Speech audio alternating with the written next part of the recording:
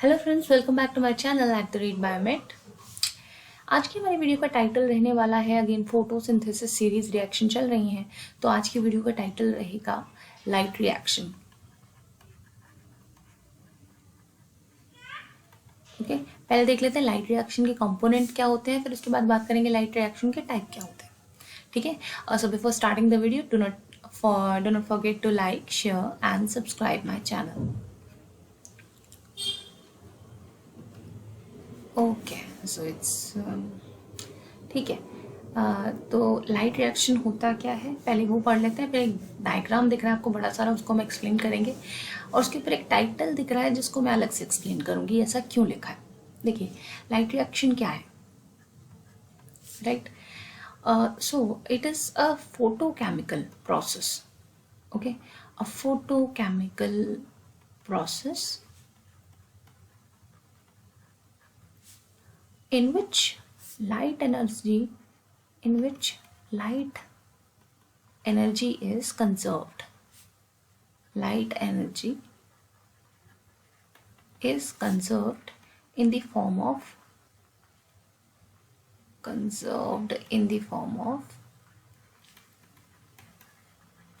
chemical energy.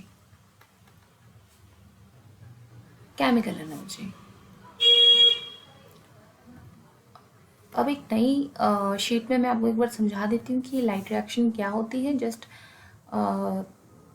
एक blank page ले लेते हैं। ओके, तो लाइट रिएक्शन के अंदर क्या कंपोनेंट होने चाहिए। लाइट रिएक्शन में एक होता है लाइट हार्वेस्टिंग सेंटर, ठीक है। और ये जो लाइट हार्वेस्टिंग सेंटर होते हैं ये बने होते हैं हमारे क्लोरोफिल मॉलिक्यूल से, ठीक है।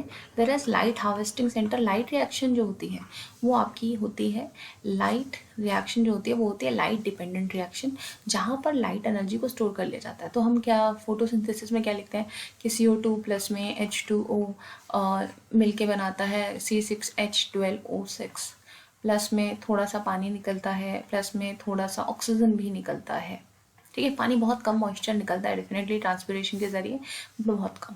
अब ये लाइट डिपेंडेंट अगर ये रिएक्शन है, ठीक है, ये जो पूरा रिएक्शन है ये 2 स्टेप रिएक्शन है, एक स्टेप रिएक्शन नहीं है। यहाँ पर पहले जो है कार्बन डाइऑक्साइड एंटर नहीं करता, पहले एंटर करती है light which is absorbed by the chlorophyll molecule. और क्लोरोफिल मॉलिक्यूल के अंदर थैलाकॉइड रीजन में जो लाइट है वो वाटर को तोड़ती है, ठीक है। तो यानी 2 कंपोनेंट एंटर करते हैं, एक तो आपका लाइट और एक वाटर। लाइट रिएक्शन के अंदर लाइट जो है, लाइट की जो एनर्जी है, जो फोटोन्स हैं वो वाटर को तोड़ते हैं, फोटोलाइसिस उसका करते हैं और बनाते हैं H2+O2 यानी ऑक्सीजन इवॉल्व हो गया, ठीक है। साथ ही साथ जो इलेक्ट्रॉन इसमें से निकलेंगे, क्योंकि H2O निकलेगा तो कुछ इलेक्ट्रॉन भी निकलेंगे, तो जो 2 इलेक्ट्रॉन निकलेंगे वो रिड्यूसिंग एनर्जी बना देंगे, यानी ADP से बन जाएगा ATP। यहाँ पर ADP भी जाते हैं, ऐसे लिखना चाहिए, ADP से बन जाएगा ATP, और साथ ही साथ NADP से बन जाएगा NADPH। ये रिड्यूसिंग सोर्स ऑफ एनर्जी जो है वो आपके फाइनली बन जाते हैं लाइट रिएक्शन में। इसको हम इसीलिए लाइट डिपेंडेंट रिएक्शन भी कहते हैं।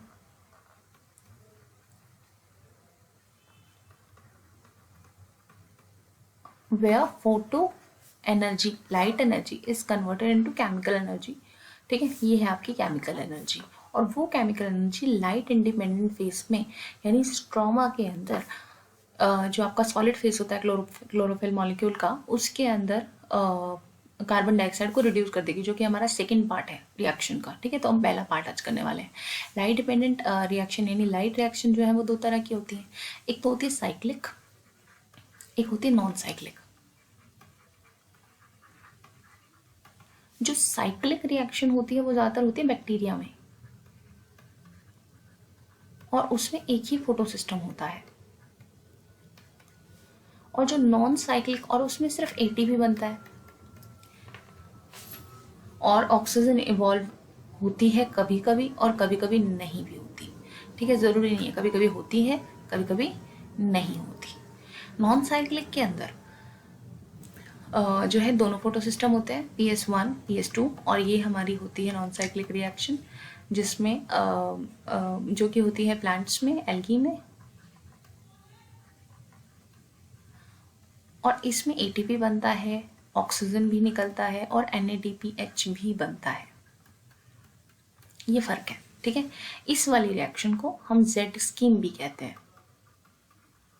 और हिल बेंडल रिएक्शन भी कहते हैं, हिल बेंडल रिएक्शन,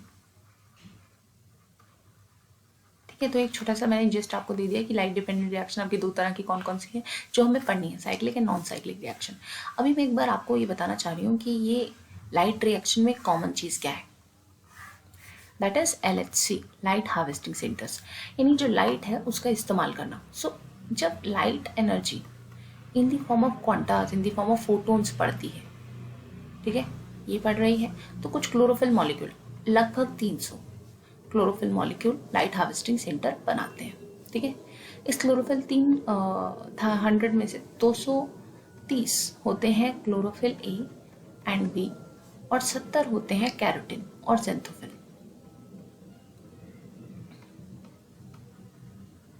और ये एब्जॉर्ब करते हैं फोटोन्स ऑफ लाइट, जो फोटोन्स होते हैं लाइट के उनको एब्जॉर्ब करते हैं। और एब्जॉर्ब करने के बाद ये लोअर वेवलेंथ, जो नीचे वाले क्लोरोफिल या ज़ेंथोफिल और कैरोटीन मॉलिक्यूल होते हैं, वो लोअर वेवलेंथ एब्जॉर्ब करते हैं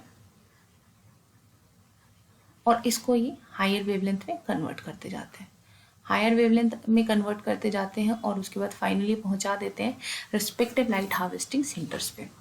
ये जो लाइट हार्वेस्टिंग सेंटर हैं उन्हीं के बेसिस पे नाम रखा जाता है फोटो सिस्टम 1 और 2, okay. It can be photo system 1, that is इनका वेवलेंथ क्या रहेगा 700, और 2 भी हो सकते हैं, या तो रहेगा 680।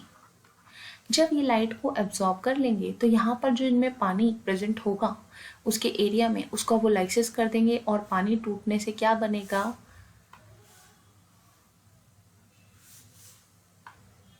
पानी टूटने से क्या बनेगा, H2O जो है वो टूट जाएगा और वो बनाएगा H+, 2 इलेक्ट्रॉन और ऑक्सीजन एवोल्यूशन। जो 2 इलेक्ट्रॉन निकलेंगे, ठीक है, ये जो 2 इलेक्ट्रॉन निकलेंगे, ये 2 इलेक्ट्रॉन को वो एक्साइट कर देंगे।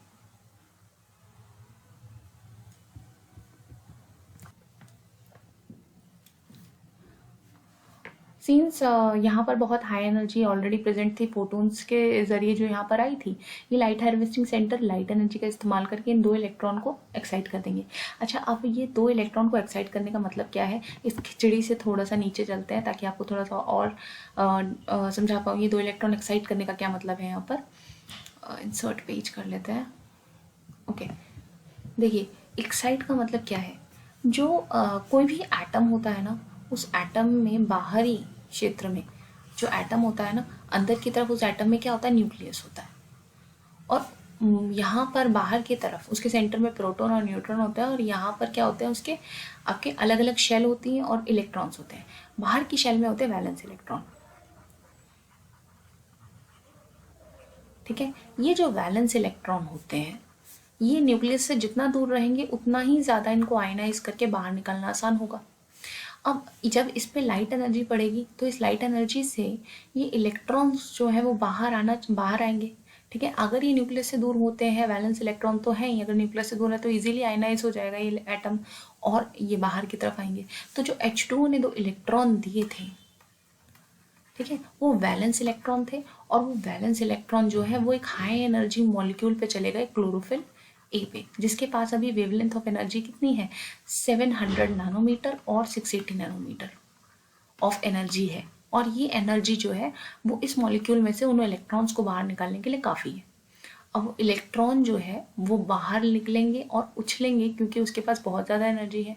इतनी एनर्जी जो उन्होंने गेन कर रखी है वो उस एनर्जी के हिसाब से बाउंस करेंगे। बाउंस करने के बाद they are received by some primary receptors,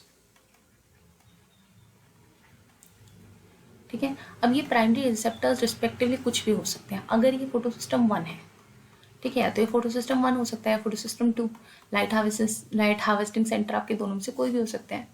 सो अगर ये फोटो सिस्टम 1 है तो प्राइमरी रिसेप्टर जो है वो होगा फेरोटॉक्सिन, फेरिडॉक्सिन कॉम्प्लेक्स, ठीक है। और अगर ये फोटोसिस्टम 2 है तो ये फियोफाइटिन हो सकता है, ठीक है। सो ये काम करते हैं ये। अब इन इलेक्ट्रॉन को जो इन्होंने कैच किए हैं, जैसे इलेक्ट्रॉन यहाँ पहुँच गए, तो ये इलेक्ट्रॉन को एक सिस्टम से दूसरे सिस्टम से एटीपी कॉम्प्लेक्स तक ये पहुँचा देते हैं, ठीक है, बाय सम मोबाइल कैरियर्स। तो जिसको भी ये इलेक्ट्रॉन मिलेंगे वो अपने आप क्या हो जाएगा, रिड्यूस हो जाएगा, ठीक है। तो एक सिस्टम से दूसरे सिस्टम तक ये चला जाता है। सो ये है आपके क्वांटाजोम्स भी हम इन्हीं को कहते हैं, क्वांटाजोम्स, जो कि आपके लाइट हार्वेस्टिंग सेंटर भी LHC भी कहलाते हैं, ठीक है। LHC और quantasomes are the group of chlorophyll molecule which are going to absorb the wavelength of different wavelength of light and they are going to excite the electron, ठीक है। वो लाइट को क्या करने वाले हैं, यूज करने वाले हैं, हार्वेस्ट करने वाले हैं। तो वो डिफरेंट वेवलेंथ ऑफ लाइट जो है एब्जॉर्ब करेंगे, उसे रिफ्लेक्ट बैक करेंगे at a chlorophyll a molecule. That chlorophyll a molecule is going to harvest the light energy and excite the electron, valence electron, and it is going to be accept by the primary receptor. This primary receptor will finally at this point the electron started to lose its energy and going to be transfer. अपनी energy lose करने लगेगा और वो एक system से दूसरे system पे जाने लगेगा थ्रू दी मोबाइल कैरियर्स, ठीक है। चलिए ये है लाइट रिएक्शन। अभी हम इसको और भी एक फोटो उसमें पढ़ते हैं कि दो अलग अलग रिएक्शन कौन कौन सी होती हैं। सो पहली रिएक्शन जो हम पढ़ रहे हैं, मैंने अभी आपको बताया था, ये है जेड स्कीम। अच्छा, ये जेड स्कीम का मतलब यहाँ पर ये क्या है, जेड स्कीम जो है उसका क्या मतलब है यहाँ पर, ये देख लेते हैं पहले। ओके, जेड स्कीम क्यों बोल रहे हैं, देखिए जेड स्कीम इसलिए क्योंकि ये रिएक्शन जो है it was first discovered by the Hill and Bendall scientist जो है, इसीलिए इसको हम हिल बेंडल रिएक्शन भी बोलते हैं। और जेड इसलिए क्योंकि शेप जेड आ रही है, आप ध्यान से देखें तो ये शेप क्या है, एक जेड शेप है ना, राइट, एक जेड शेप बन गई है। तो ये जेड शेप बन गई है इसलिए इसको हम Z scheme of light reaction भी बोलते हैं। ये नॉन साइक्लिक क्यों है, क्योंकि ये जो है वो वापस इसी फोटो सिस्टम पे जो इलेक्ट्रॉन है वो वापस नहीं आता। साइक्लिक वाले में केवल एक ही फोटो सिस्टम होता है P700 और इलेक्ट्रॉन एक्साइट होके अपनी एनर्जी लूज करके वापस 700 पे ही आ जाता है, उसको हम साइक्लिक फोटोफॉस्फोराइलेशन बोलते हैं। अच्छा हाँ, एक और चीज़, क्योंकि यहाँ पर ADP से ATP बनता है तो एक फॉस्फेट मिलता है तभी डाइफॉस्फेट से ट्राइफॉस्फेट बन रहा है, तो इसको हम क्या बोलते हैं, इस रिएक्शन को हम बोलते हैं फॉस्फोराइलेशन। और क्योंकि ये हो रहा है लाइट की प्रेजेंस में, लाइट रिएक्शन में, तो इसीलिए इस पूरी रिएक्शन को हम फोटोफॉस्फोराइलेशन बोलते हैं, ठीक है। क्योंकि इसमें ATP भी बन रहा है, फॉस्फेट का ट्रांसफर भी हो रहा है, तो फोटोफॉस्फोराइलेशन हम इसको बोलते हैं। ये नॉन साइक्लिक फोटोफॉस्फोराइलेशन है और जिसमें सिर्फ एक ही फोटो सिस्टम होगा उसको हम फॉस्फोराइलेशन, उसको हम साइक्लिक फोटोफॉस्फोराइलेशन बोलेंगे, ठीक है। अब देखिए यहाँ पर आपके दो फोटो सिस्टम है, फोटो सिस्टम 2, फोटो सिस्टम 1। पहले हम इस रिएक्शन को समझ लेते हैं, नॉन साइक्लिक इलेक्ट्रॉन फ्लो को। फोटो सिस्टम 2 आपने देखा होगा थोड़ा सा लोअर है और फोटो सिस्टम 1 थोड़ा सा ऊपर है। एक्चुअली थैलाकॉइड मेम्ब्रेन के जो फोटो सिस्टम 1 है इसमें थोड़ा सा डिफरेंस है इन दोनों के अंदर, बहुत ज़रूरी डिफरेंस है जो कि आपको नोट करना ज़रूरी है। अगर ऑब्जेक्टिव टाइप के लिए जाते हैं तो ये बहुत ज़रूरी है। फोटो सिस्टम 1 जो है वो थैलाकॉइड आउटर मेम्ब्रेन में होता है, थैलाकॉइड की आउटर मेम्ब्रेन में, थैलाकॉइड के आउटर मेम्ब्रेन में होता है। साथ ही साथ फोटो सिस्टम 1 स्ट्रोमा में भी होता है, इसीलिए स्ट्रोमा के अंदर साइक्लिक फोटोफॉस्फोराइलेशन हो सकती है, बल्कि वहाँ पर डार्क रिएक्शन ही होती है केवल, उसके अंदर ये नॉन साइक्लिक वाली नहीं हो सकती क्योंकि उसमें दोनों फोटो सिस्टम होते ही नहीं है। सो थैलाकॉइड आउटर मेम्ब्रेन के अंदर फोटो सिस्टम 1 होता है, यानी ग्रैना के अंदर जहाँ ये नॉन साइक्लिक इलेक्ट्रॉन फ्लो चलता है, और स्ट्रोमा के अंदर भी फोटो सिस्टम 1 होता है। फोटो सिस्टम 2 स्ट्रोमा के अंदर नहीं होता, केवल थैलाकॉइड में होता है और वो भी इनर मेम्ब्रेन में। इनर मेम्ब्रेन में ये डिफरेंस है इन दोनों के बीच में, जो कि ज़रूरी डिफरेंस है। ये क्वेश्चन आ सकता है कि स्ट्रोमा में इनमें से कौन सा नहीं होता, जिसकी वजह से वहाँ पर फोटोफॉस्फोराइलेशन कंप्लीट नहीं हो पाती। अब देखिए ये photons of energy, light energy जो है वो इनके क्लोरोफिल मॉलिक्यूल्स के पास जा रही है, यानी लाइट हार्वेस्टिंग सेंटर में जा रही है, ठीक है। और ये लाइट हार्वेस्टिंग सेंटर पे जाते जाते जो है, जब इन्होंने फर्स्ट एनर्जी किसी क्लोरोफिल मॉलिक्यूल को दी, उन्होंने रिफ्लेक्ट की, फिर रिफ्लेक्ट की, फिर रिफ्लेक्ट की और फाइनली पहुंचा दी लाइट हार्वेस्टिंग सेंटर पे, जिसका वेवलेंथ था 680। यानी बाकी सबका इससे कम वेवलेंथ रहा होगा, बाकी सारे क्लोरोफिल मॉलिक्यूल ने कम वेवलेंथ ऑफ एनर्जी जो है वो एब्जॉर्ब की होगी, और फाइनली जब हायर वेवलेंथ वो हो गई, वो रिसीव कर ली गई by the reaction centre, that is P680। ठीक है, पहले इस रिएक्शन में सबसे पहले फोटो सिस्टम 2 आता है, फिर फोटो सिस्टम 1 आता है। देन ये जो फोटोन्स ऑफ लाइट, ये एनर्जी जो इन्होंने एब्जॉर्ब की और जो इनके पास पानी था उसका वो फोटोलाइसिस कर देंगे। फोटोलाइसिस करेंगे तो क्या क्या बनेगा? फोटोलाइसिस करेंगे तो 2 प्रोटॉन निकलेंगे और आधा ऑक्सीजन निकलेगा, जो ऑक्सीजन मॉलिक्यूल ऑक्सीजन गैस के फॉर्म में बाहर निकल जाएगा, साथ ही साथ 2 इलेक्ट्रॉन निकलेंगे। इसीलिए यहाँ पर मैंने ये भी बोला था, ये मैंने एक एक्सपेरिमेंट में समझाया भी था, यही डिस्कवरी थी कि जो फोटो सिस्टम 2 डिस्कवर हुआ कि यहाँ पर ऑक्सीजन इवॉल्व होता है, यहाँ ऑक्सीजन इवॉल्व नहीं होता। अगर केवल फोटो सिस्टम 1 होता तो रेड जोन में ऑक्सीजन एवोल्यूशन कम दिख रहा था, क्योंकि फोटो सिस्टम 2 में ऑक्सीजन एवोल्यूशन एक्चुअली होता है। फोटो सिस्टम 2 में तो ऑक्सीजन एवोल्यूशन, फोटो सिस्टम 1 में तो ऑक्सीजन एवोल्यूशन होता ही नहीं है। ऑक्सीजन बाहर निकल गया, प्रोटॉन बाहर निकल गए और साथ ही साथ आपके पास आ गए 2 इलेक्ट्रॉन। ये 2 इलेक्ट्रॉन अपने एटम से बाहर निकलकर एक्साइट होंगे and they are received by primary receptor pheophytin. Pheophytin से ये इलेक्ट्रॉन जैसे अपनी एनर्जी लूज करेंगे तो मोबाइल कैरियर, यानी पहला मोबाइल कैरियर है प्लास्टोक्विनॉन, वो ट्रांसफर करेगा इलेक्ट्रॉन साइटोक्रोम कॉम्प्लेक्स को, विच इज B6Fe। 2 प्रोटीन का कॉम्प्लेक्स है, B6Fe प्रोटीन का कॉम्प्लेक्स है, साइटोक्रोम कॉम्प्लेक्स। वो इलेक्ट्रॉन ट्रांसफर करेगा प्लास्टोसाइनिन को,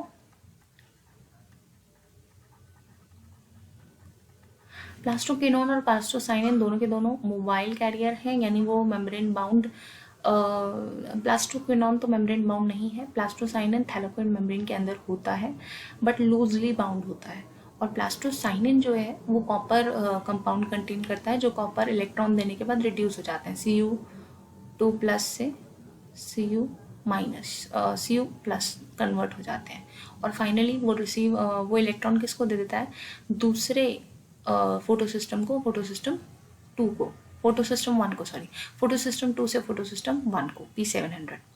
और ये 2 इलेक्ट्रॉन जो है वो पहुंच जाते हैं इसके प्राइमरी एक्सेप्टर पर, जो कि एक फेराडॉक्सिन कॉम्प्लेक्स है। फेराडॉक्सिन कॉम्प्लेक्स जो है वो इसका प्राइमरी,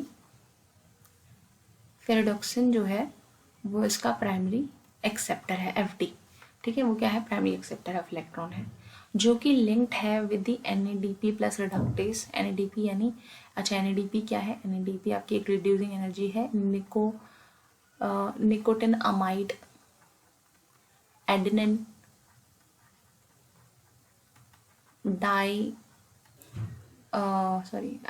एडेनिन डाइन्यूक्लियोटाइड फॉस्फेट, और जो कि बदल जाता है, रिड्यूस हो जाता है NADP से NADPH में। ठीक है, NADP से NADPH में कन्वर्ट हो जाता है। इसमें 2 हाइड्रोजन जो है वो यहाँ पे, ये जो 2 हाइड्रोजन निकले थे, राइट, ये 2 हाइड्रोजन जो है वो जाके फाइनली इसमें जुड़ जाते हैं। ठीक है, ये 2 हाइड्रोजन यहाँ पर आ जाते हैं और ये इसको इसमें जुड़ जाते हैं और NADP से NADPH बन जाता है। ये जो ये जो इलेक्ट्रॉन्स ट्रांसफर हुए यहाँ पर, ये जो इलेक्ट्रॉन्स ट्रांसफर हो रहे थे वो क्या बना रहे हैं? वो ATP बना रहे हैं, क्योंकि ये इलेक्ट्रॉन देखिए, पहले ये कॉम्प्लेक्स रिड्यूस हुआ, इन्हें इलेक्ट्रॉन मिले, फिर इन्होंने इनको दिए इलेक्ट्रॉन तो ये खुद ऑक्सीडाइज हो गए, फिर इसने इसको इलेक्ट्रॉन दिए तो ये ऑक्सीडाइज हो गए, ये रिड्यूस हो गए। तो जो जैसे जैसे इलेक्ट्रॉन ट्रांसफर होते जाएंगे, जो डोनर 1 है वो ऑक्सीडाइज होता जाएगा और जो रिसीवर है वो रिड्यूस होता जाएगा। इससे एक प्रोटोन मोटिव फोर्स जनरेट हो जाती है दोनों मेम्ब्रेन के बीच में जो है, क्योंकि आपका ये इनर मेम्ब्रेन में है और वो आउटर मेम्ब्रेन में है। इनर और आउटर मेम्ब्रेन में होने की वजह से क्या जनरेट हो जाती है? एक फोर्स जनरेट हो जाती है, प्रोटोन मोटिव फोर्स जनरेट हो जाती है। और ये जो प्रोटोन मोटिव फोर्स है उसकी वजह से क्या बन जाता है? ATP बन जाता है। ठीक है, प्रोटोन मोटिव फोर्स जनरेट हो जाने की वजह से क्या बन जाता है? ATP बन जाता है। दोनों मेम्ब्रेन के बीच में प्रोटोन मोटिव फोर्स जनरेट हो जाती है, जो कि जनरेट करता है ATP कॉम्प्लेक्स को टू फॉर्म ATP। ठीक है। सो ये आपकी कैसी रिएक्शन है। साथ ही और जो 2 हाइड्रोजन यहाँ पर निकले थे वो किसको रिड्यूस कर देते हैं, NADP+ को, और NADPH बना देते हैं। ठीक है। फोटोसिंथेसिस में अगर हम देखें लाइट रिएक्शन में तो ये कॉम्प्लेक्स है NADP, जबकि अगर हम रेस्पिरेशन में देखेंगे दैट इज ओनली NAD। ठीक है, ये आपको ध्यान रखना है इस चीज़ का, क्योंकि वहाँ पर भी रिड्यूसिंग एनर्जी आपको मिलेगी। सो ये हमने थोड़ा सा और डिटेल में इसको लिखा हुआ है कि किस तरह से ये रिएक्शंस होती हैं। साइक्लिक रिएक्शन में ये थोड़ा साइक्लिक रिएक्शन भी है इसके अंदर, वो एक बार देख लेते हैं, छोटा सा देख लेते हैं साइक्लिक रिएक्शन के अंदर क्या होता है। साइक्लिक रिएक्शन में ये रिएक्शन है आपकी, लाइट है, फोटोन्स डायरेक्टली किस पे जाते हैं, क्लोरोफिल मॉलिक्यूल पे, P700 पे। यहाँ हाइड्रोजन नहीं होता, यहाँ पर आपके एटम्स मिलते हैं विद अनदर इलेक्ट्रॉन सोर्स। यहाँ इलेक्ट्रॉन सोर्स कुछ और ही रहता है, और वो इलेक्ट्रॉन सोर्स जो है वो इलेक्ट्रॉन को उछालते हैं। इसमें जो है एक्सेप्टर रहता है, प्राइमरी एक्सेप्टर रहता है, वो इलेक्ट्रॉन को लेता है और फिर इलेक्ट्रॉन अपनी एनर्जी लूज करके वापस आ जाते हैं P700 पे। इसीलिए इसको हम क्या बोलते हैं, साइक्लिक फोटोफॉस्फोराइलेशन बोलते हैं। ठीक है। एक्सटर्नल सोर्स ऑफ इलेक्ट्रॉन, इसमें एक्सटर्नल सोर्स इलेक्ट्रॉन का नहीं चाहिए होता, ऑलरेडी इलेक्ट्रॉन सोर्स जो है वो आपका एक्सटर्नल इलेक्ट्रॉन डोनर इसमें नहीं चाहिए होता। ठीक है, यहाँ पर इलेक्ट्रॉन डोनर चाहिए होता है, और इसके अंदर इलेक्ट्रॉन डोनर आपको एक्सटर्नल सोर्स कोई भी नहीं चाहिए होता। ठीक है, water as an electron donor चाहिए भी नहीं इनको। अब ये ऐसा, since electrons are cyclic back in the reaction, electrons जो हैं अगर हम साइक्लिक फोटोफॉस्फोराइलेशन देखें, साइक्लिक फोटोफॉस्फोराइलेशन में P700 मॉलिक्यूल से इलेक्ट्रॉन्स जंप होते हैं और वापस उन्हीं पे आ जाते हैं। तो electron source, external electron source की नेसेसिटी तो नहीं है, लेकिन some of the bacteria required, and here the electron sources either H2S or thiosulfate, but not the water। इसीलिए बैक्टीरिया में अलग अलग तरह की फोटोसिंथेसिस होती है। ऑक्सीजनिक, जहाँ ऑक्सीजन जनरेट होती है, जहाँ पर वाटर सोर्स रहता है, एज इलेक्ट्रॉन डोनर रहता है। जहाँ पर नहीं होता, जहाँ पर ये होता है इलेक्ट्रॉन डोनर या नहीं होता इलेक्ट्रॉन डोनर, तो वो नॉन ऑक्सीजनिक फोटोसिंथेसिस रहती है।